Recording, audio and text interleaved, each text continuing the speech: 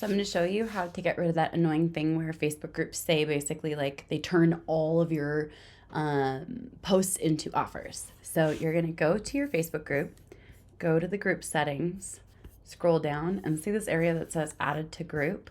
You may have one thing here that says like buy and sell or offers. Let's see if we can actually find it. There is, wow, you can add tons of cool badges. It looks like they don't make that one singularly available. So you can add in events, you can add files. It looks like it doesn't make it possible to add it, but chances are you either have buy and sell on or you have buy and sell or offer here. So what I'm going to go ahead and do, for example, I'm going to add something new and then see if I want to remove it.